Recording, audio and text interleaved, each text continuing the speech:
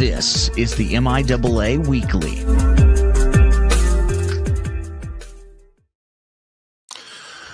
Welcome once again to MIAA Weekly without my guy, John Dykstra. That's just me giving him a hard time. He'll be on the show here any moment. John, as many know, goes ahead and covers a lot of sports locally there in Maryville, Missouri. So to answer an earlier question, Doug threw this on out at us. Is John going to make it on time? Doug, of course he's not. But this is us just giving him a hard time. It's now kind of become a part of the bit here, if we're going to be honest. So Wesley's kind of giving us a hard time about that as well. Wesley, let's not get carried away. John might not be worth waiting for. We'll have to see what he provides for us tonight. But let's go ahead and talk a little bit about the athletes of the week in the conference. We'll unpack a little bit of that as John is going to be filing in here momentarily. So we'll go ahead and put that up on the screen. For the athletes of the week, we've got Isaiah Harris from Nebraska Kearney. No real big surprise right here. We'll talk about the day he had here and show a little bit of video of him as well. But he runs 24 times for 270 yards and 4 scores. And I made a reference to this the other night that I think he may be as good as any running back in the MIAA. Maybe better, frankly. And that's better than anybody. So he had a monster game and really helped seal the win there for Kearney.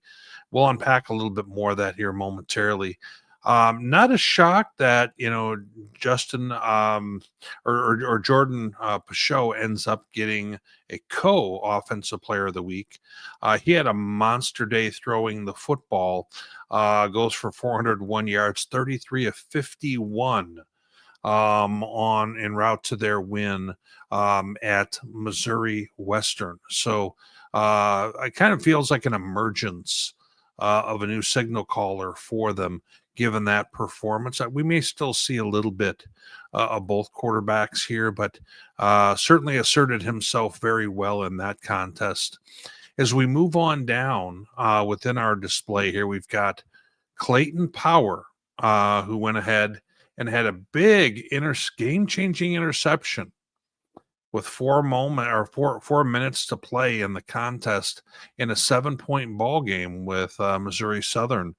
They go ahead and they secure the win with that turnover late. In addition to that, he had 3 tackles and they were able to limit the Lions offense to 75 yards rushing on the day. One of the better players in the conference that we haven't really got a chance to talk about a whole lot. Good to see him kind of emerge there. And then special teams player of the week, Joseph Kim, 2 of 3 on field goals. They end up winning the game 34-28 over Washburn does. UCO wins the game. And he has a 51-yard field goal, 45-yard field goal also just before half, and was 4-4 on extra points. So a guy who can be a weapon and a scorer truly in the for the offense of UCO.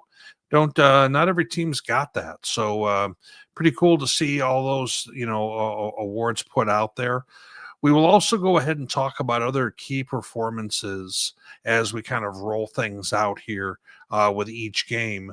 Now, for all those who are joining on our broadcast, you can go ahead. The comments are available on YouTube. They are also available for you on Facebook. I haven't seen where they're fully available on Twitter yet, but if you can comment on Twitter, that's awesome. But we're also going to be talking a little bit about the emergence while we're talking about top players. We've got a comment here about Latravius Boyd. I know plenty about Latravius Boyd, having covered him in the past few seasons at Wayne State in the Northern Sun. And he caught a swing pass. We will see that score later in some video that we have where he goes ahead and is able to go and march on in for a touchdown. And at the last moment of that run, you can go ahead and see him hit the gas. And he's not going to get caught in those moments. So it was kind of neat to see him emerge. And we've been talking about how he can become a part of their offense. I think we're going to see more and more of that with UCM as the season continues. But we're going to go ahead now before John rolls on in. We will take a quick look at the standings in the conference before we go ahead and kind of review each game. We're in a position right now where Northwest is actually at the top of the MIAA, 2-0 and 3-1 overall. You can see UCO 2-0, 2-1 overall, and those two teams play each other this week. So very interesting game, and a lot to be said here. We haven't exactly made the MIAA weekly show, Bearcat weekly. And that said, I think the Bearcats are slowly becoming more relevant every week.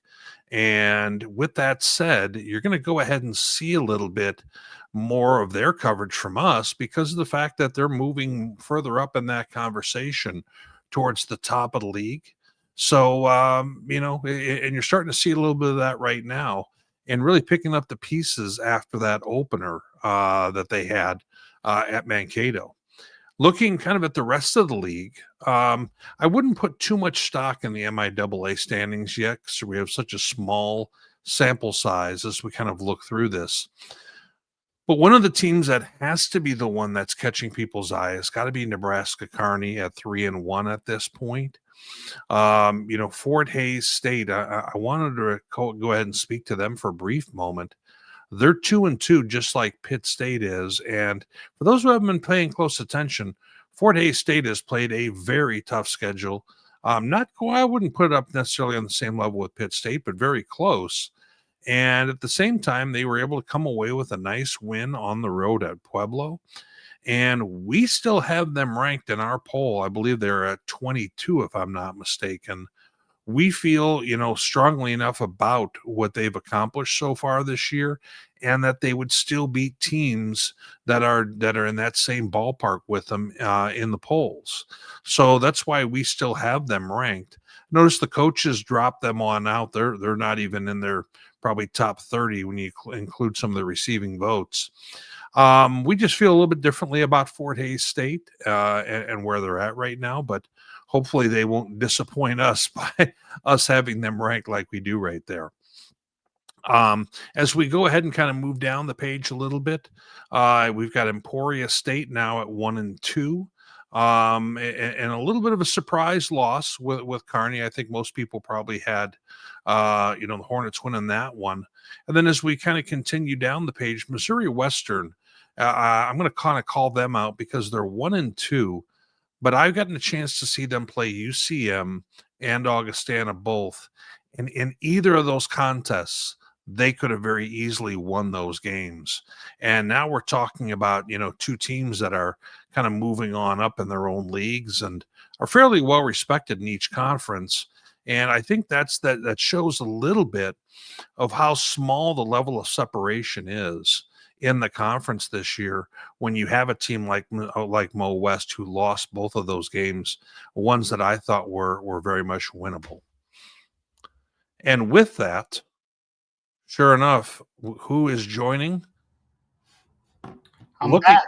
Pseudo cleaned up, almost looked like a fresh haircut. Either that or they used the chamois and they just got it right. Maybe it's just too scruffy down here that it's that hat from being at golf all day, or not even all day, but it felt like all day. Did you get a little bit of sun or is your blood pressure just up from you trying to zip here as quick as you could? Well, you hit that light on the way out of Maryville, and it's a red light. And when I left town today at like 3:00, it was still a 2-lane road on the main road into Maryville. That has since changed, apparently, as I waited for the guy to flip the sign from stop to slow. So, Yeah, I told you I was headed into town like 10 minutes ago. Maryville's not a very big town. I didn't think it would take that long.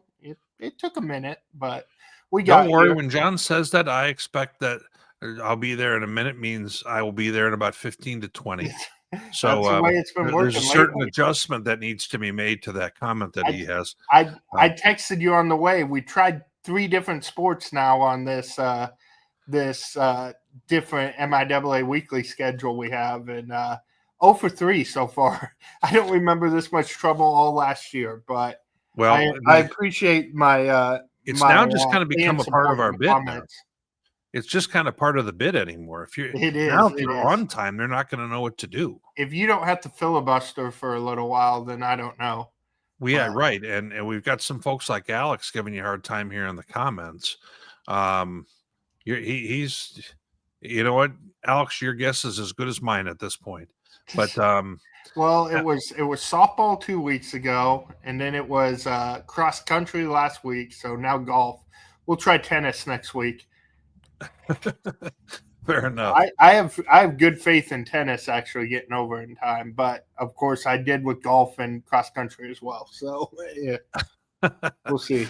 Well, let's go ahead, John. I went ahead and did the players of the week, so I'm doing all the heavy lifting here. I noticed. I was listening in on the way, making sure you didn't slander my good name. So well, my, we did, but that's okay. And yeah, it's expected a little slander, but and my guy Ferg has tuned in. And speaking of guys who get games wrong in the pick'em, but Ferg feels like a country club type of guy with all the wine and everything. Like I figured Ferg would be playing some tennis. you know what, our guy Ferg has got this situation where he tries to play it off like he's the common everyday man. Man, But you know what, you meet this guy in person and everything's real swank, and you know we're drinking wine and only the finer things, the hotels that he stays at.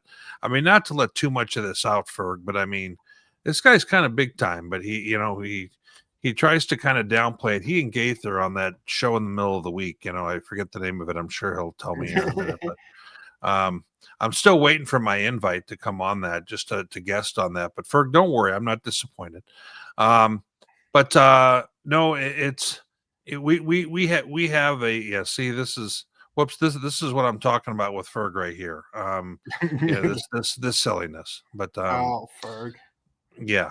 So, well, let's I'm going to go ahead and we're going to unpack some of the games we have. We have some video. We don't have a ton of video, but I did go ahead and find some video. And for those who are looking for fair and balanced video this week, you're not coming to the right place. We are going to go ahead and I'm going to put it this way. The story is told and written by the victors.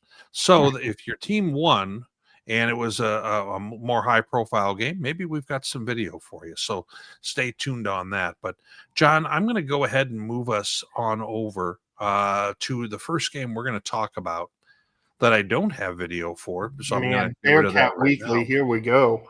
Yeah, exactly. We can't be given a hard time like this is, a coup nation or something like we are on the other show. But by the way, I appreciated the Fran Tarkington reference from Tom.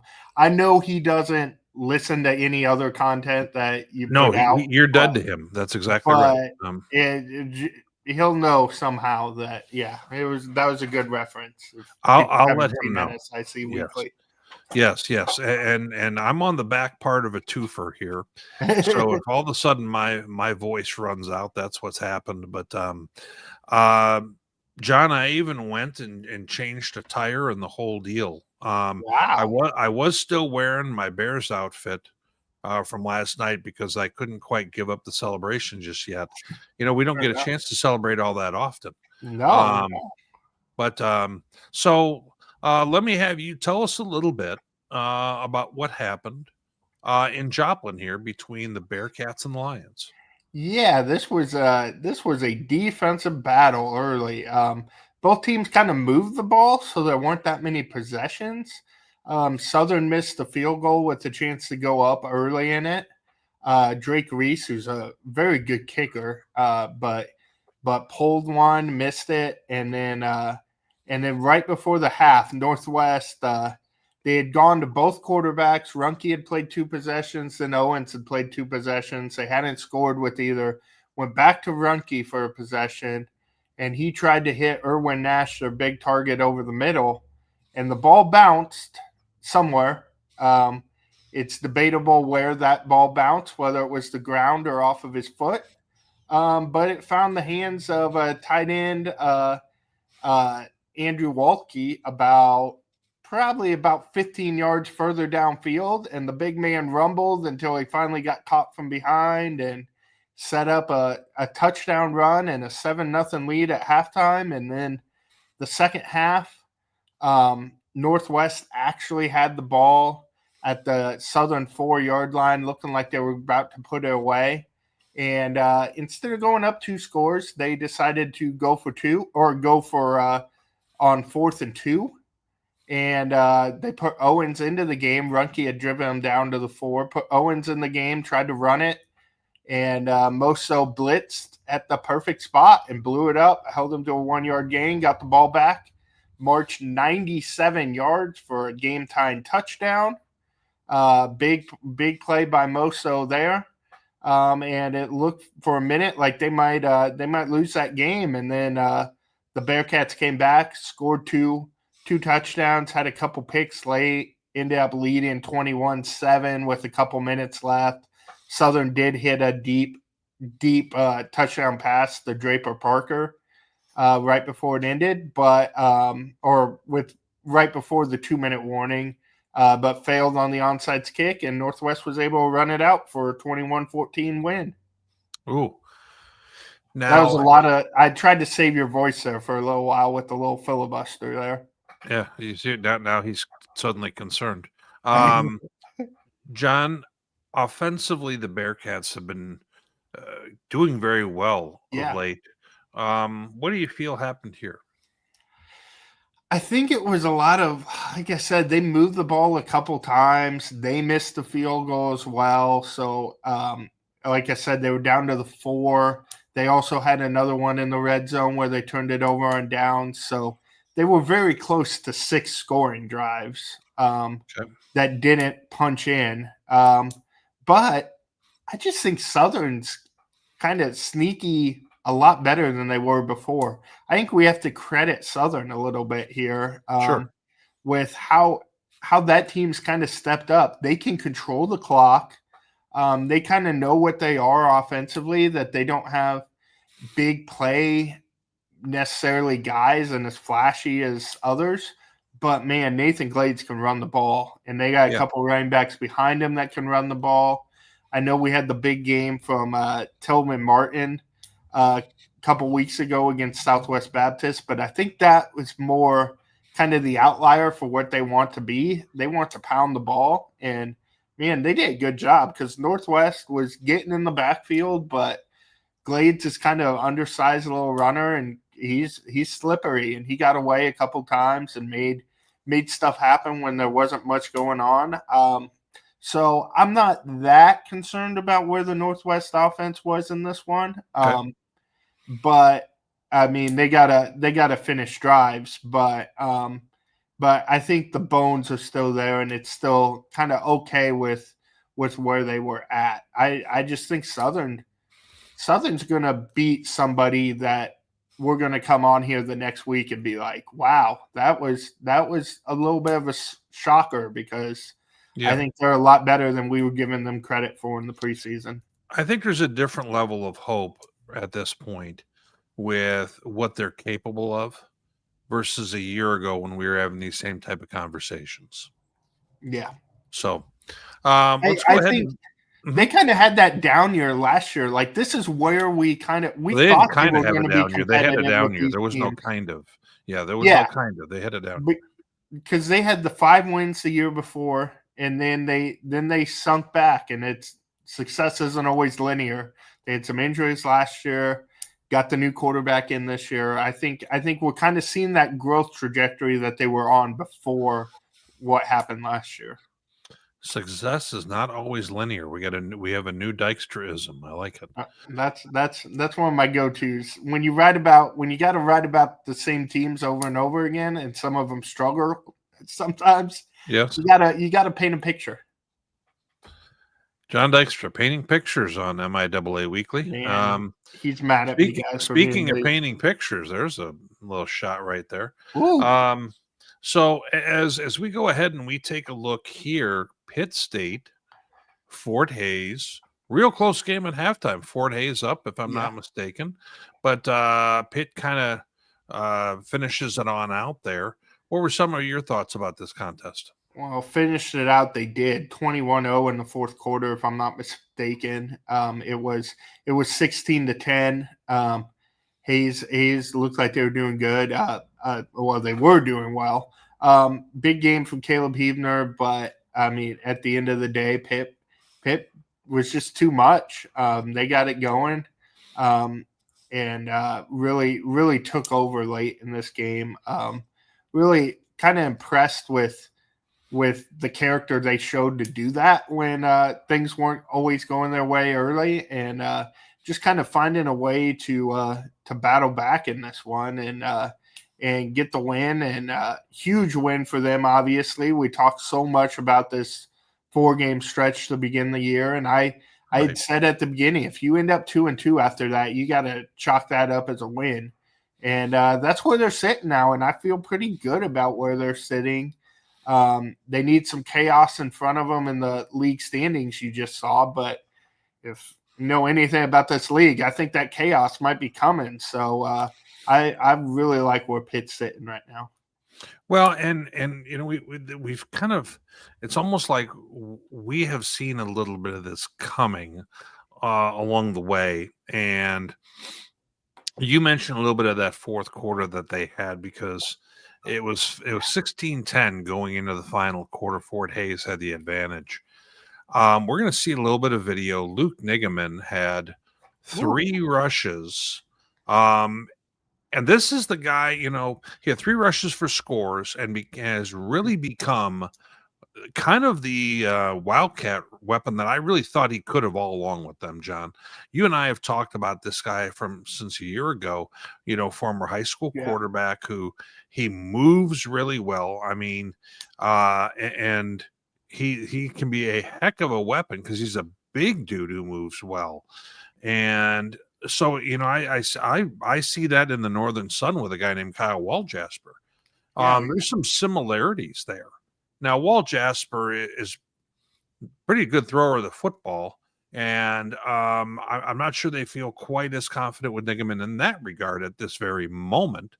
But let's go ahead and see a little bit. He's a tight end, and Waljasper is a quarterback, so that makes sense. But I mean, Waljasper's 6'2", 245, so it's not. Yeah, like he's tight end size for sure. Yeah, absolutely. But let's go ahead and see a little bit of Luke Nigaman going and running here, and then we're also going to see Jackson Berry hitting a deep shot to Grayson Holbert to kind of finish out the contest. Yeah. So here's a little bit of the video we have here, and you can just see. Looks a big fella, and I think we're gonna. I mean, he's only a sophomore now. We're gonna be talking about this fella, in my opinion, for a few years to come. It's just a matter of how do they want to use him. He I think is one of their better football players, so they need to find a way to see how can he help them and that offense. And right now, it's like they're developing additional weaponry when you already have Jackson Berry, who we felt very good about, now being able to hit shots down the field. And all of this happened in the fourth quarter. Not all. Luke Nigaman had a score earlier in the game, but this is what I kind of feel like we're going with Pitt, and it just kind of feels like they are asserting themselves as the best team in the MIAA as we speak, John, or do I have it wrong? Right now I have no idea who the best team in the MIAA is. I don't even. We were talking earlier today off the air, and I was like, I feel the most certain that in the playoffs, I think Pitt will be there at this point. because they've survived that opening stretch. They have that strength of schedule. If I had to pick one team that I feel most confident is in the playoffs at the end, I think it's Pitt. I don't know if I feel most confident that they're going to win the league, though, because they do already have a head-to-head loss to Central Oklahoma. As in terms of that, I don't know how that's going to unfold. But where they're sitting right now, surviving that gauntlet early, they get into a part of the schedule that's not as challenging right now, and then they kind of end with a little bit of a gauntlet too. So that'll be interesting. They have to handle business these next few weeks, and then they should be sitting pretty to control their own destiny with everything in front of them, I think. I feel that they are a better football team this year. I really do. I think this time around, they're more dynamic for sure.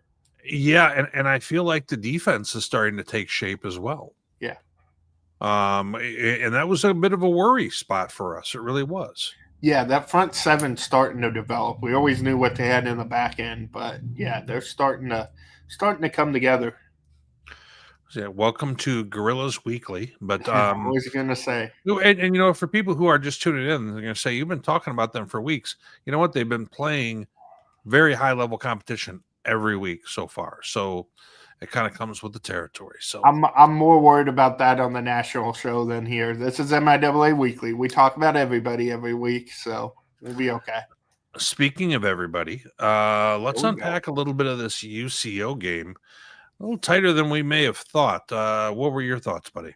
Yeah, I'll be honest. I was coming back from Joplin, and I tuning in on the radio to a game, and I had this or Central Missouri Western, which we'll get to later, and I didn't think this would be much of a game, so I tuned into Western and Central, and kind of was just listening to the radio guys give the score updates on this one, and all of a sudden this thing tightened up, and we had a ball game. Later afterwards, going back and looking at stats and everything that goes along with it, a little bit more lopsided than that final score indicates. But at the same time, it was a 6-point game the entire third or fourth quarter there, late in the game. So Washburn had their chances. They were in Central Oak territory at one point after a good return from DJ Bell. And had a chance to either get within 3 or take the lead if they could have finished the drive, and lost on downs there. So that was kind of their last real threat in the game. But kind of surprising score. But then when you kind of dig in, UCO more than doubled them in yardage. Right. They kind of dominated the football game without dominating the football game. Right. And end up surviving kind of a scare from Washburn, but I don't feel like if I had been watching this football game live, I ever would have felt like, oh, Washburn's going to win this game. You always kind of, the way they would dominate, and UCO had control of it, especially with that run game. This begs the question for me, and Doug makes a comment here about UCO continues to be plagued with penalties and the second string quarterback, struggling with turnovers. I think there's two things to my eyes that are a little bit different. They don't have the home run hitter they had a year ago with Terrell Davis, who really made them electric offensively, and paired with Cottrell and others. Now I take a look at the fact that they kind of don't have that guy in the receiving game. Pair that up with the fact that Jet Huff isn't there, and this team has a different offensive identity. Let's be honest, this team has never been a team that's been about their defensive identity when they made the run last year that they did. So I think that's where people are a little bit uneasy. I mean, we have them in our top 10 right now. I'm not saying that they're not a top 10 team, but right now they're not playing like a top 10 team. And I'm just kind of curious to see what that looks like going forward. They're going through some adversity, no doubt about it. We're gonna have to the coming weeks are gonna be very telling, I think, for this football team. That run game is so good. They can lean Mhm. on that for a lot of things, but eventually, and I know Creasy's put up some yardage, and he's not a bad player by any means, but they just don't have that explosiveness that they had last year, and that could very well have more to do with no Davis than no Huff. But I the think it's the combination standard that we had together to, hurts. John, we had a standard that was the bar was reset for them last year, Yeah, and how dynamic their offense was. I mean, had a lot of similarities to how explosive, UCM was exactly. in the recent past as well.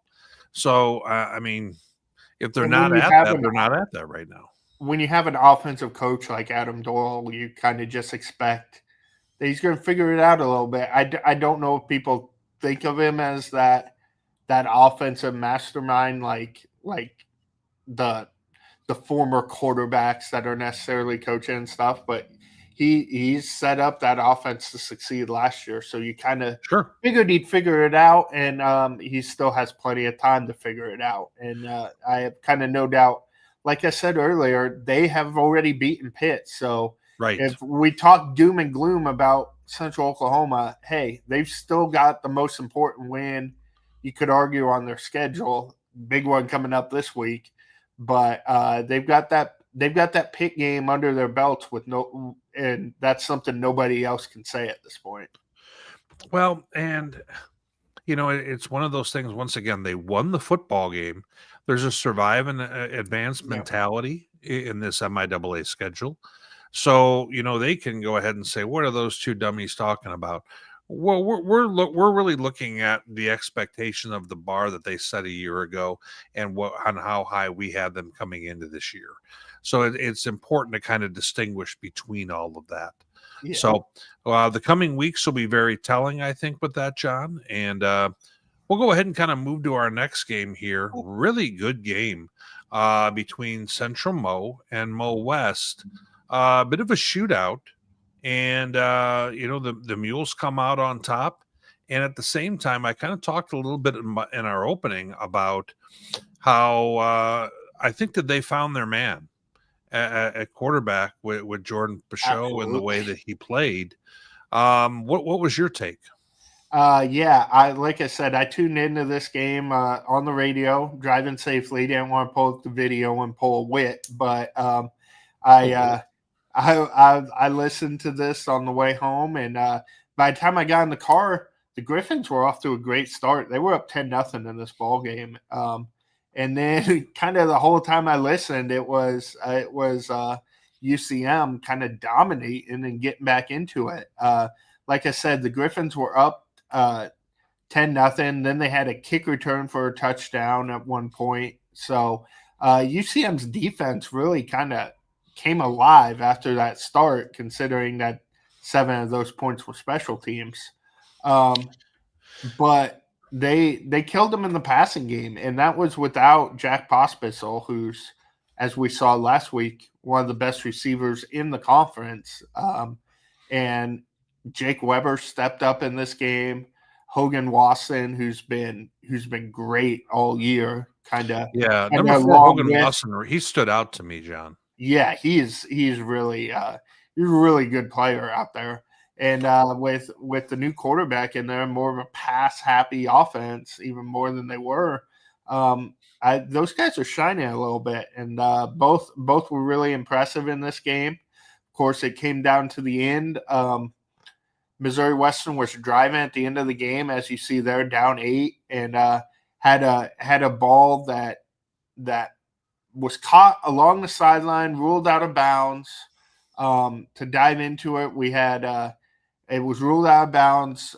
Missouri Western challenged the play, and then they went to the iPad, and the play wasn't in the iPad for them to review. So they waived off Missouri Western's challenge. They didn't lose the challenge or anything. It's just like it didn't happen because it wasn't in the iPad to review. And I know I was listening to the Missouri Western call on the way there, and the Missouri Western feed said, "Oh, I don't think this is going to be overturned because it's too close to call at the time." So I don't did as know. well watching it live personally. That was I my don't exact know same if they would have overturned that, but that is an unfortunate situation. I will say it was a home game for Missouri Western, so it was their people in charge of it. But obviously, that's a tough way for this one to end for them. It didn't end the game; they had chances No, still to get right. to get in the end zone. And even if they would have gotten in the end zone, obviously you need the 2-point conversion, and then you need to stop UCM, which they had been struggling mightily to do at that point. So it was a long way from that call deciding the game. But it is unfortunate when technology doesn't agree with us sometimes, and it didn't work out in that situation where they could review the play. So yeah, that needed to be brought up, I thought, at the end of that game. My initial take in watching that live, I tuned in the second half of that ball game. Yeah. And my watching it live, my initial take, including replays I saw, were that it was going to be whatever the play was called on the field was going to be real hard to overturn because the lighting wasn't awesome. I mean, we're in D2 stadiums. It is what it is, a night game and everything else. In the And corner I there. could not tell for certain if his foot was on the line or if it wasn't when his toes came down.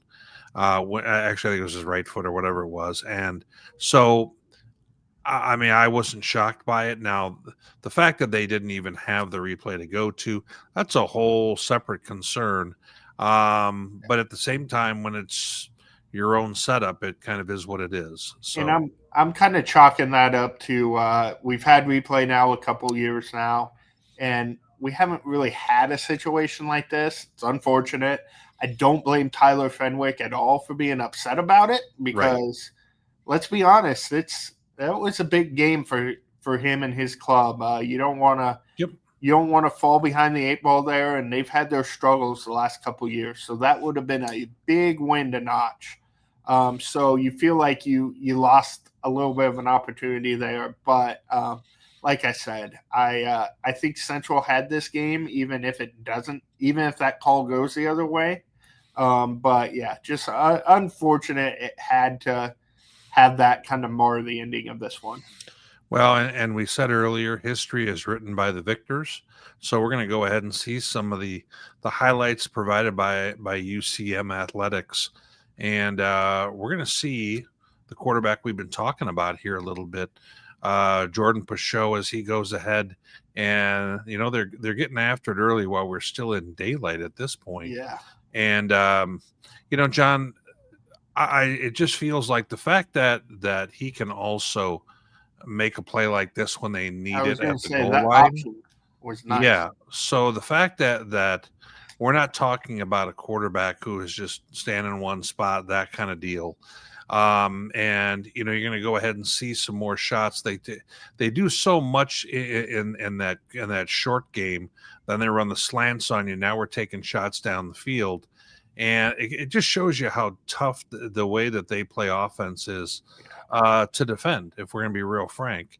And now you see Latravius Boyd, who we were talking about earlier. We really haven't got much of a glimpse of him there.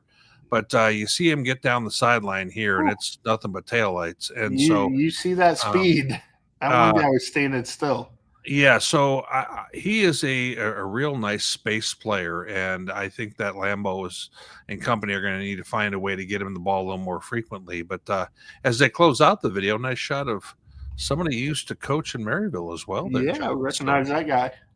But it feels like UCM is 1-2, John, but it feels like they're better than that. And maybe it's the emergence of the quarterback situation and things like that. But they dropped 2 games that were very close to 2 teams either ranked or on the border of being ranked. When you're talking about Delta, I think the coaches have them in their top 25. We don't quite have them in right at the moment. And then you've got Pueblo. So I mean, when you take a look at this Mules team, there's no reason that they can't punch with just about anybody in the conference, I don't think. I stand by the fact that it's non-con this year.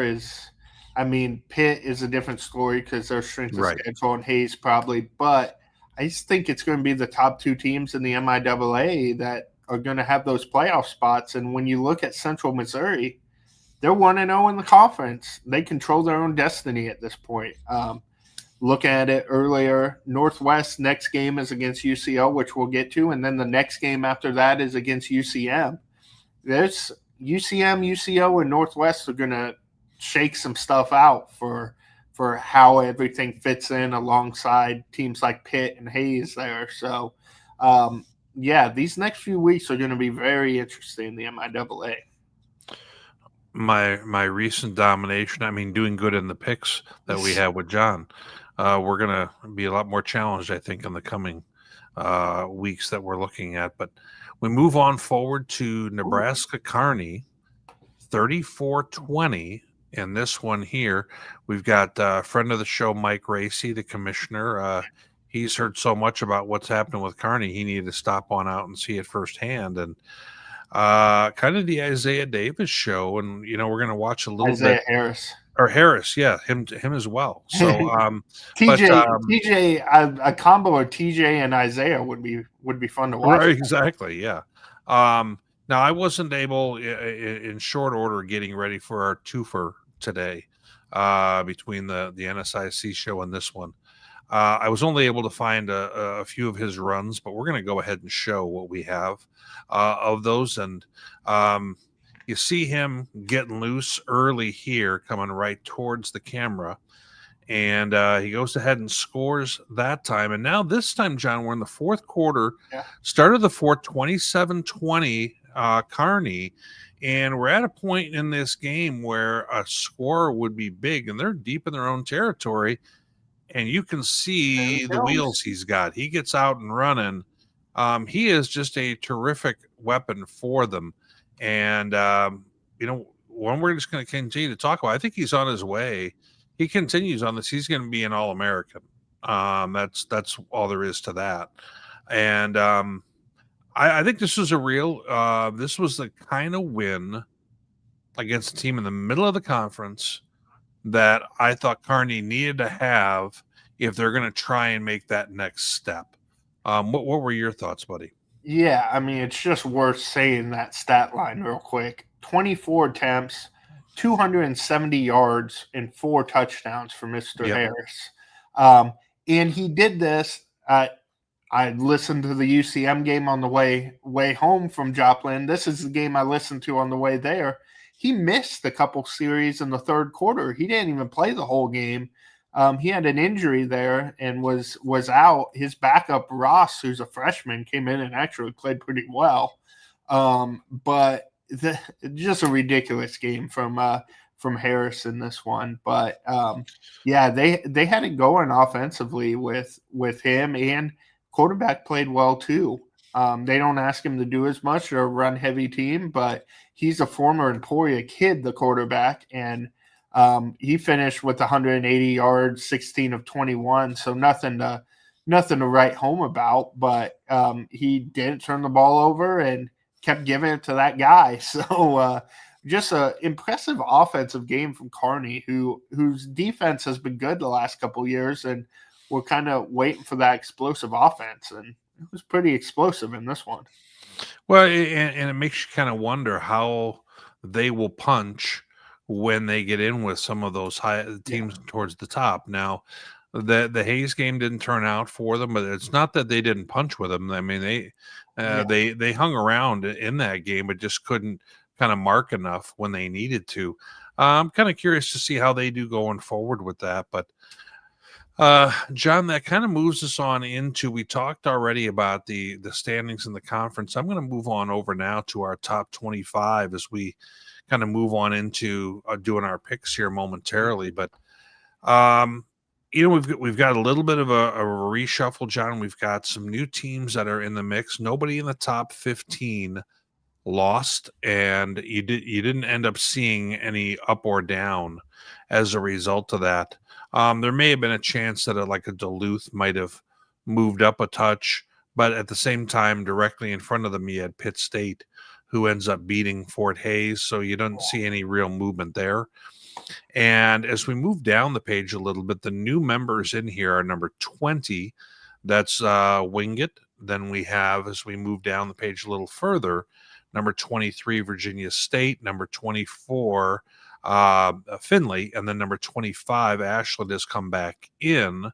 Some teams that are getting some votes, but that are not making it.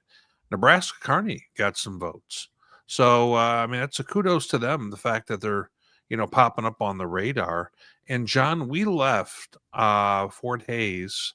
They have stayed in the poll based upon, what we've got. And that's a good thing, I think, because we didn't over-penalize Pitt State, and we've kind of stuck to our guns on that. And I think we're looking, frankly, good for doing that.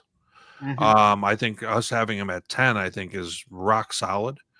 Yeah. And then the fact that we still have Fort Hays there, I think says that we feel that they would still beat those teams who are directly behind them in that certain company. And I'll be honest, I still do myself. Yeah, I don't think anything's unfair in terms of MIAA with where everybody's at right now. In my personal one I turned in, I had UCO number 10 and Pitt number 11. So slightly lower on them, but I try not to be an MIAA homer when I do my I don't always succeed. I know you're pointing out to me. When did this philosophy start? And then I had Hayes at 20, so right around where they are. Couple higher on them because quality losses and quality win over Pueblo. That's something I struggle with. You've kind of got that ceiling on where you can put UCO there because Permian Basin's right in front of them and dominated that football game. So, right. So everybody's kind of where they need to be in this. I'm a little higher on Duluth, but just because of the quality of wins they've had the last 2 weeks. That's Sure. what I try to look at. So Duluth and Pitt actually made pretty significant jumps in mine because I try not to make it just you win and you can't go down type thing. If somebody behind you earns it, Agreed. they earned it. So those are the two that kind of moved up in mine, but I don't see any problems with how this turned out. Like you said, it's pretty similar to the week before, and we've just been kind of shuffling those back five all year in it. Yeah, and I will always defend our poll. I think that our top 25, D2football.com poll is frankly the best one that's out there, and I've said that for years. I think it's the most well thought out by our voters. But that moves us on into picking some games. So in our preparation that I was doing for the shows, getting ready simultaneously, John. Man, I'll be honest with you, I did this. That's crazy. I did just this kind in of a go to while. golf and then show up. I know people have no idea, but the in throwing all this together very quickly, let's just hope that I've got this stuff right. So feel free to pull up the MIAA page, and if I don't have it right, we'll go ahead and talk about that. So we've got our first game. We got Kearney going to Washburn.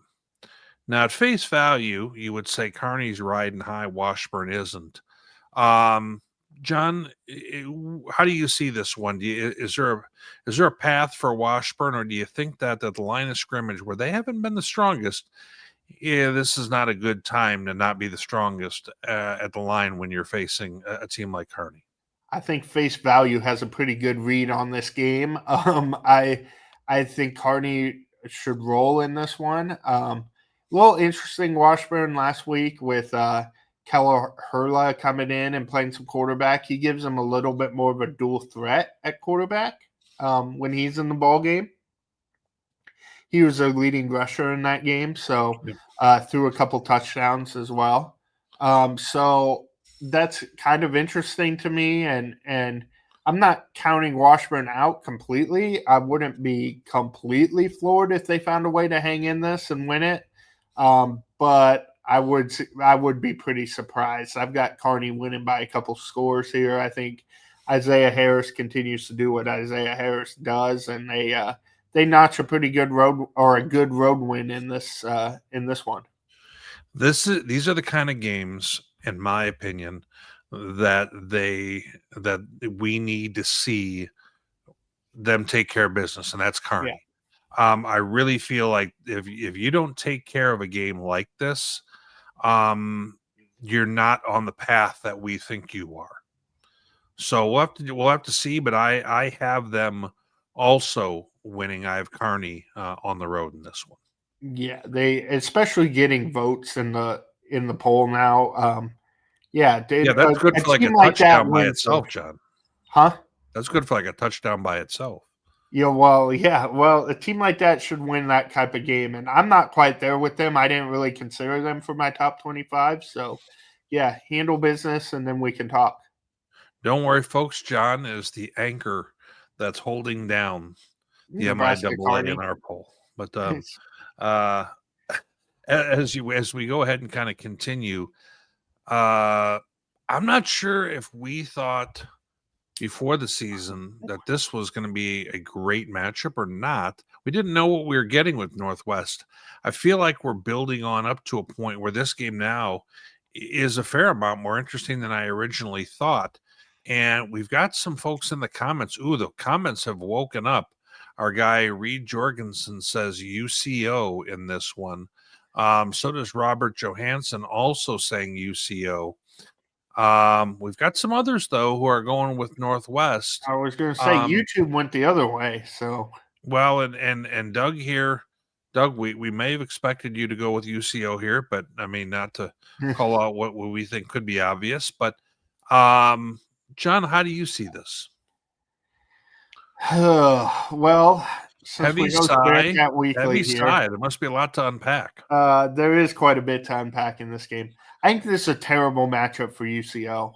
I'm going to be honest. I think UCO I have as a top Adam Doral is taking notes at your every word. Terrible matchup for us. There we go. UCO is a top 10 team for a reason for me. I think they're a really good team. But I think they, without Jet, without Davis, they have become very reliant on the run game. And if there's one thing we know about Northwest over the years, they do very well against the run defensively. Minnesota Mankato is the exception that proves the rule there, I guess, because they're the ones that can run it on them consistently the last 2 years. But other than that, in MIAA play, they've been great still. So that kind of scares me. I think UCO is going to need more passing game than they've been getting so far, or more consistent, I guess. I know the yards have been there, but I think they're going to need him to make some plays in this game. And I thought this was more of an upset pick than it's ended up being, as we'll see the forum picks later, and then I watched the Sunday picks on Inside D2 Football. But I'm picking Northwest in this. I think I've seen enough offensively that they can keep pace, and I think defensively they're going to give UCO some troubles. I could be extremely wrong on that, and Doral can talk to me after the game and say, "Man, that was a dumb pick," but I'm taking Northwest in this. I think they have shown that they are ready for this kind of matchup and have it at home. I think they find a way. Well, I don't have, I'm not covering either team, and I have some uncertainty with UCO right now offensively. If Jed Huff were to all of a sudden pop bound back up and he's playing for them, all bets are off, and I'm changing my thoughts. Right now, I'm going with what I said on our Sunday evening show, and I'm going to go ahead with Northwest here. I was surprised how much of my cohorts there were also thinking that before I went. I was stunned, actually. You and me both. but our guy Ferg went, and he's got UCO. But I have a feeling that Coach Mack, I've seen him win big games with Wayne State, and I think right now he's got something cooking here with Northwest. I think we're going to find out a whole lot, and go ahead and kind of see what that looks like. If the stakes for this game for both teams are huge. I mean, Northwest wins this, we're talking top 25 probably consideration at that point. And we're talking, no doubt they are. Yeah. And we're talking the sole lead of the MIAA at that point for either one of these teams that wins this game.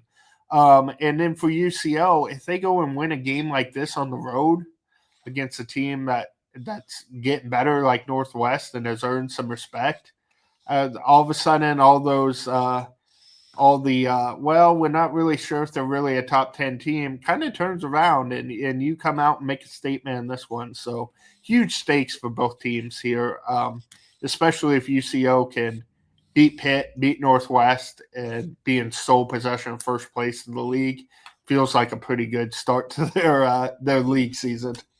Yeah, I think it's a fantastic game for us at this point in the year when we haven't seen either team play a lot in the MIAA yet this year.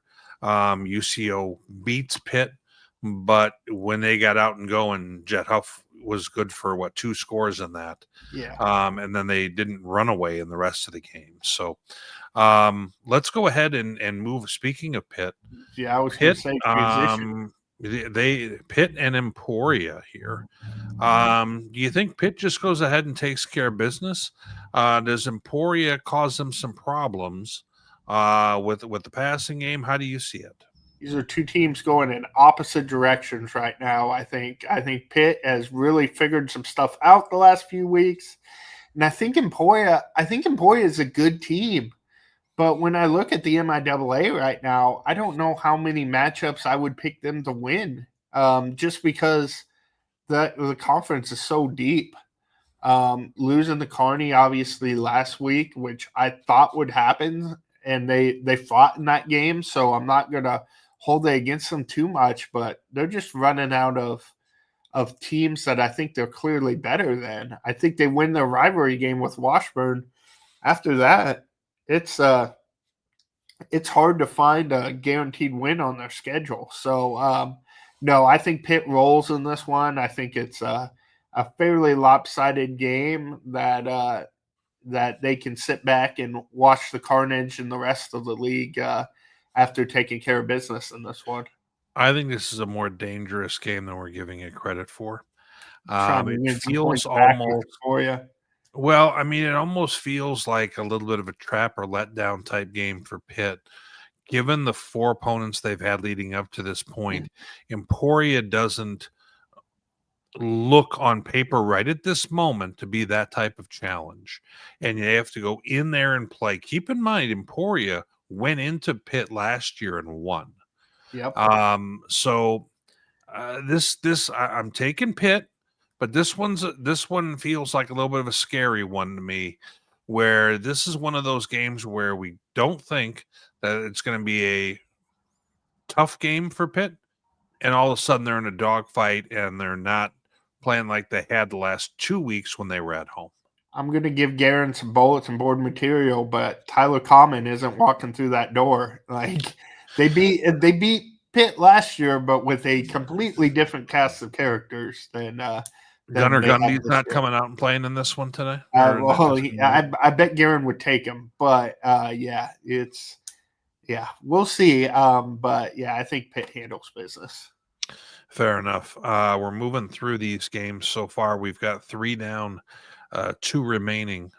Next up, we've got Missouri Southern at UCM. I think probably a tougher game to pick than what we would have thought of before the season. Yeah. Fair statement. This is kind of a mini version of what we talked about with UCO and Northwest, the team that we kind of maybe thought in Northwest case middle of the pack, and they've outperformed that so far. With Southern, it's a team what we thought bottom of the league. They were both coaches and media picked them last. I think they're certainly not bottom of the league. This is kind of that measuring stick to figure out how high are you really in the league. And if you're UCM, you come off of avenging a loss last year to Missouri Western, beat them and on the road in a pretty dramatic game. Do you overlook Southern? Because if you do, I think that Southern team can get you. All that said, I don't think they overlook Southern, and I think UCM wins this game. But I think it's a game in the fourth quarter and come right down to the wire, kind of similar to that Northwest game where maybe it's a couple scores and it gets close to one score late or something like that. But I would not be shocked if we look up in Southern's winning this game. But give me the Mules. I think they get cooking a little bit with the quarterback situation, everything else. I think maybe this is a game where they get a little bit loose, win by a few scores, and show us a little bit of the team that they're now becoming. And that's UCM. Now, we have it here in the comments. We've got Jackson, who is... It wouldn't be a stone cold stunner to me. I would be a little surprised just because I like where I think UCM is trending towards.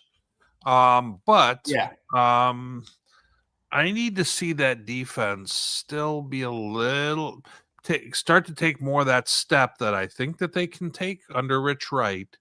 And this, I think, would be a real good time to see that happen for them. They know, like we said in the UCO Northwest matchup, Northwest stops the run. Well, up until the last 4 games, that was Rich Wright stopping the run. So if they can limit Nathan Glades in that rushing attack, I think they'll be in good shape with UCM here. And moving to our final game of the week, we've got Mo West going to Fort Hays. And in this one here, John, who won this game a year ago? I was just trying to remember that. You came to me a little fast as I was looking that up. This is always I will intentionally talk slower, John. Go walk out to your car and come back. This is always a good game. I just pulled it up. Hays did win this last year, 30-16. So that's a blowout by this game's standards. Maybe it was the year previous. I was thinking in my head, but I was feeling like for some reason that Mo West had gotten them, but Mo West had beaten them 5 straight times before last season. That's what it was. Okay. Okay. Yeah, this game is I always feel coming in, just because we've been doing the pick 'em as long as we have with the paper. I always feel like Hays is going to beat Mo West, and up until last year, they were never able to get it done. It was Chris Brown's kryptonite, and Mo West has that with a couple teams. Emporia is kind of the opposite, where I'd always want to pick Mo West in that matchup, and Emporia would always get them. So that's just kind of a weird little triangle of games each year between those 3 teams. No doubt about it. I like Fort Hays to win this game, but boy, I tell you, if there was any game that I would kind of be thinking I might need a mulligan on, I have a feeling this is the one. It feels like a bit of that same situation we just talked about with Pitt, where you're not playing a team that on paper where it just jumps off the page like this is going to be a team that you maybe maybe should lose to. Yeah. And Fort Hays has been going through some of that recently. And I just almost feel like the Griffons are going to come in there and feel like, you know what? We had 2 ball games that we could have won against good opponents. And almost like, let's get this one here. So I would not be surprised at all if Mo West won this game. I almost took them in the pick'em, but I like Fort Hays. I don't like Fort Hays as much as you do. Clearly. But I think Hays wins this ball game, but I think this might be the best game of the weekend in terms of just the ball game itself, how close it is. I really do. to stay on brand, disagree with that. I think Hayes rolls in this one. I think they bounce back from Pitt State, and maybe if it was after a different game, I don't think they'll have that hangover with Mo West. And maybe I'll eat my words because Brandon Hall was 100% last week, and we talked before how what they do offensively hinges so much on him, and he got a full workload for the first time in a couple weeks. He was used sparingly in the game I saw up at Augustana to open up the year. Yeah, he went. I don't remember how many carries it was, but he went for over 100 yards last week on a lot of carries. Let me pull that up through the magic of the internet here. 17 carries for 94 yards, I guess. So just under 100.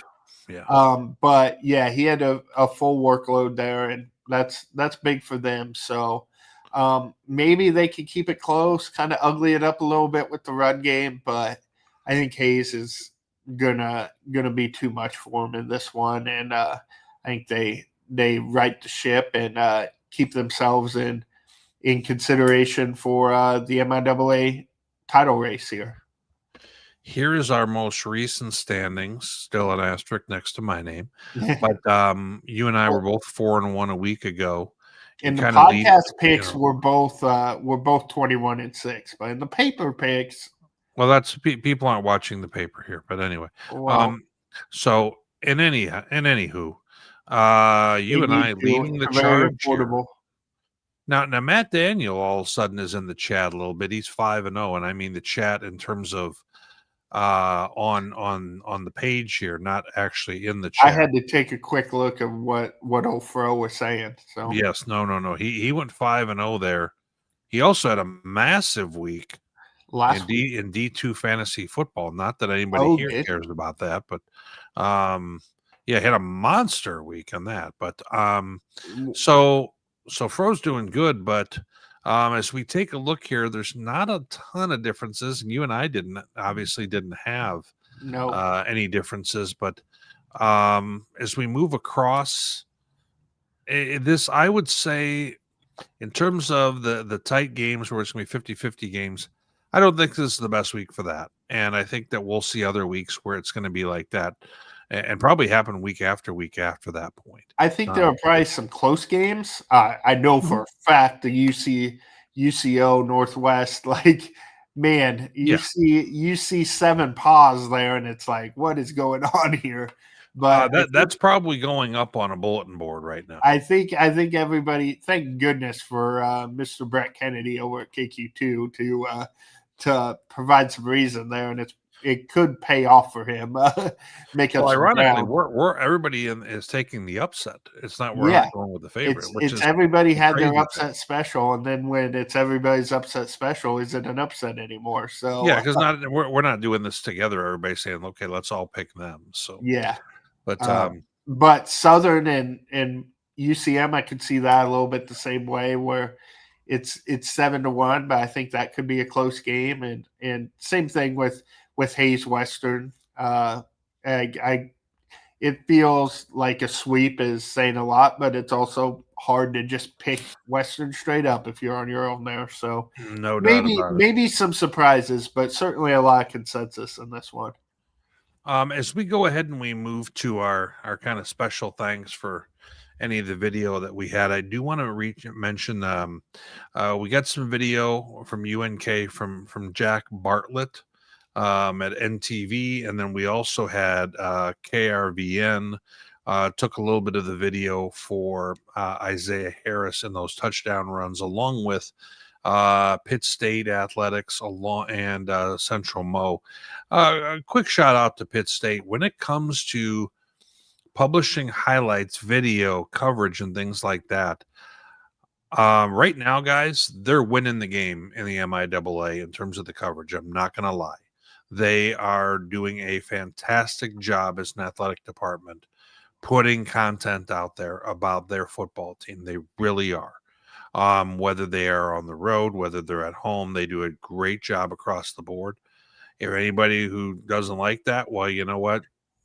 take a look at what they're putting out there, because it's really top notch, and I wanted to give them kudos for that. The timeliness is huge too. Northwest always does a big, like maybe Friday or Thursday highlight package, but They do. They do that nice kind of cinematic piece. I like that. yeah. But Pitt gets it out right away and gets it to them. So good job, Gorillas. Absolutely. Well, any other final thoughts, buddy, before we kind of turn on in and I finish out my twofer show?